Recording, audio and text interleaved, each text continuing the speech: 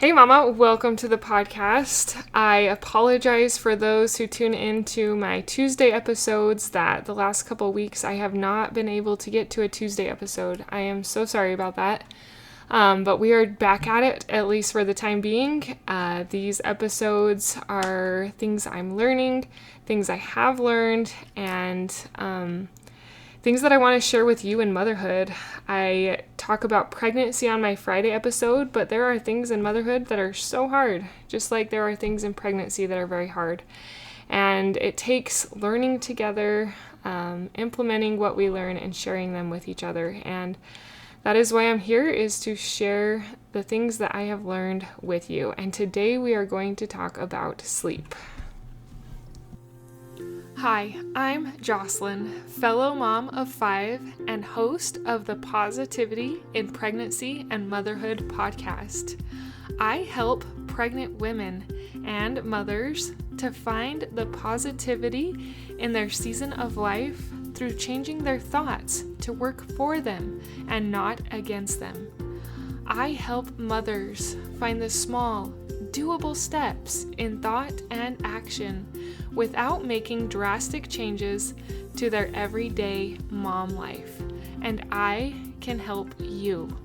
Let's find positivity during our pregnancies and in our motherhood together. Thanks for joining.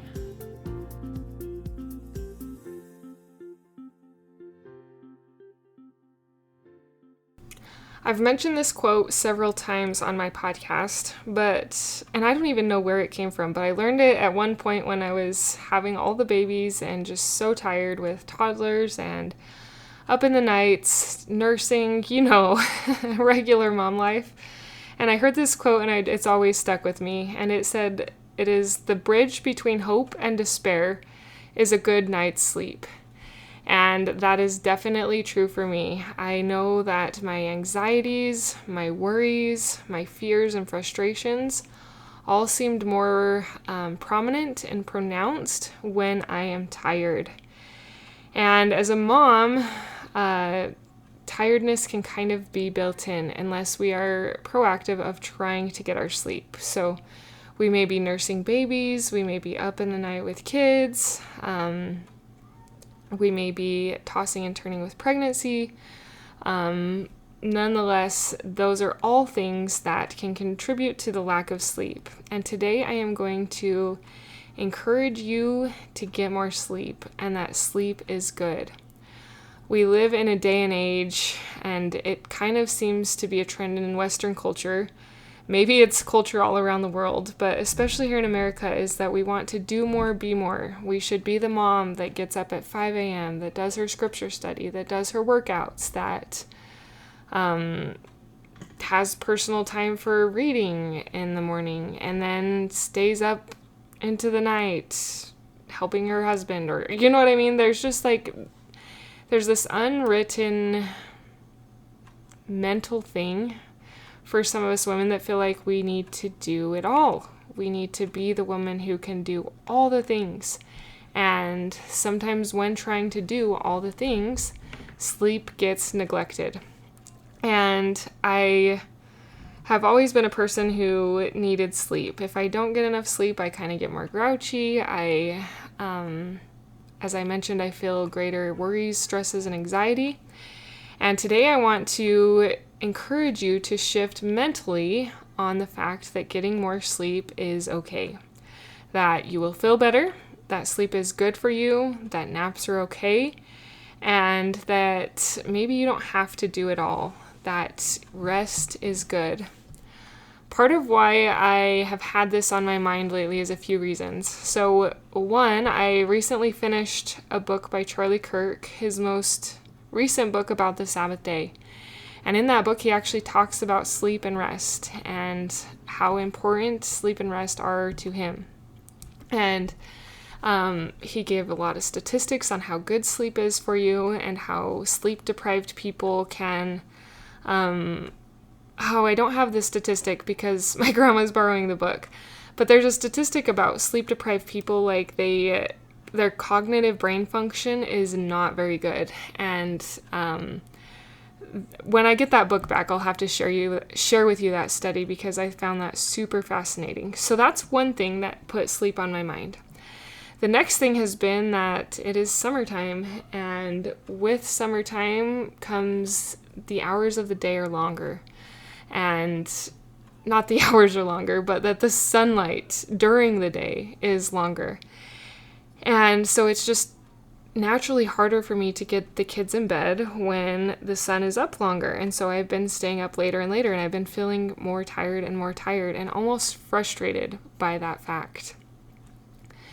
And as I was reading his book and hearing the statistics on sleep and realizing how important it is, it reminded me that I need to give myself some grace, that it is okay if I need to turn in a little earlier, or it's okay if I put the kids in bed a little earlier, even though it's still light outside, even though they complain. Sleep is good, and sleep is healthy. In fact, part of that chapter, he went into all the reasons why sleep is so healthy. Just take a minute to look it up on the internet on how sleep is healthy. So give yourself grace if you feel like you need a little sleep, if you need a little bit more rest. I feel like even the heat sometimes makes me a little more tired. And in fact, I took a little nap yesterday. Even little naps, power naps, can help you to get through. If you are in a season where you have young kids and maybe they've been sick, or maybe you've been having to, the baby's teething and you're having to get up more in the night, ask for help.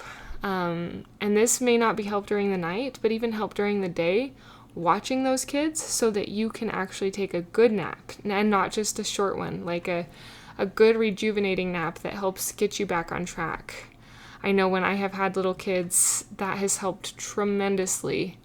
Is to get a few of those naps a week to catch up just a little bit on that missed sleep. It makes a difference.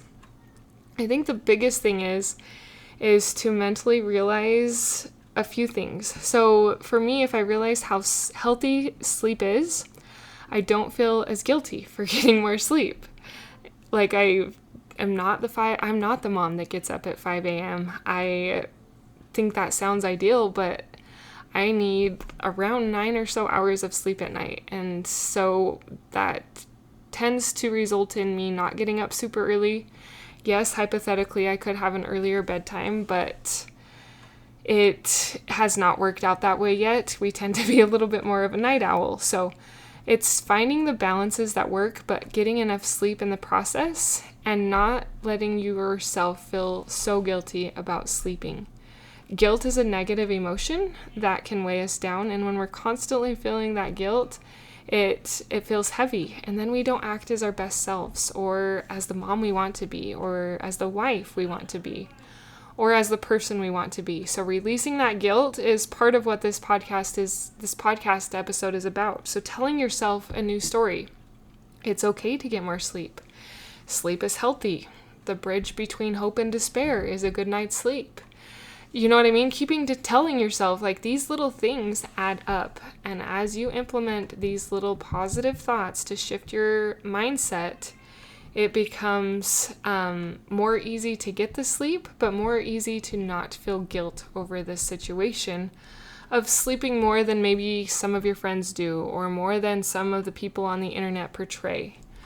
So get more sleep, mama. I am encouraging you to get rest. Rest is good for you. It's good for your mind and good for your body and your soul. And it makes you a happier person. So who can argue with all those results?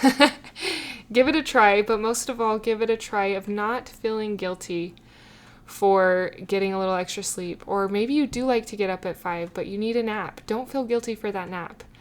Find where you're at and be okay with it, or where you need to be, or what season of life you're in, and give yourself grace. Giving ourselves grace is a beautiful thing, but it's not very easy. It takes bringing your mind to the issue. It takes releasing the negative emotions and thoughts that come with it. And it takes your intentionality moving forward that those negative thoughts don't keep coming back. So you can do this, mama. Try and get some more sleep this week. I am cheering for you. If you want to get rid of negative emotion, I've got a class on my website that talks about negative emotion. It currently is under the Lose Baby Weight tab. If you're wanting to lose baby weight, I also have a class there, and I'd love for you to check it out. I'm going to say this here because maybe it will help me to act. I know I've said this for several years, so it may not happen. But I am highly considering showing up more on like Instagram and Facebook. I feel that this message needs to be spread farther. My Instagram and Facebook have been in the show notes. They're always there, but I have not been very active. I have accounts for both of them, but I am considering showing up a little bit more. If you feel like you would like some more video format of what I talk to and speak about, will you send me an email at positivityinpregnancy.com and let me know if you would like to see me more on Instagram or if you are one of the ones who chooses to stay away from social media. I think this is where I have had a great mental dilemma, is that I don't love social media. I mean, it is so distracting, and I in fact encourage most women and mom to put down their phones, which is likely the main reason why I haven't shown up on social media yet, because the distraction is real and the comparison is real and it's hard. But I also feel that it is a very powerful way to get the message spread.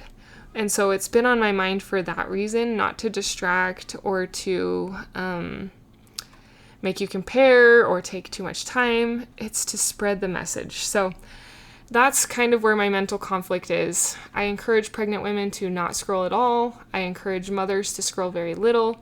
And so it's like, if I encourage them not to scroll, why would I have the Instagram and Facebook pages? Anyway, those are some really back and forth thoughts. I would love to hear your response to those. positivityinpregnancy@gmail.com.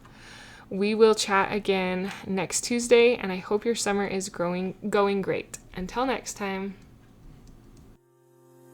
Thank you for being a part of the Positivity in Pregnancy and Motherhood podcast, for listening, for sharing, and most of all, for applying these tools into your own life to improve your own happiness so that you can find your own better thoughts and becoming the mother that you desire to be through taking small steps in thought and action to reach your goals. If you are a mother who has an inner desire to enjoy motherhood and pregnancy better, but you are having difficulty figuring it out, I can help you. Thanks for joining. Reach out, let's connect, and let's see you move forward in your motherhood. My name is Jocelyn, and I thank you for listening. Until next time.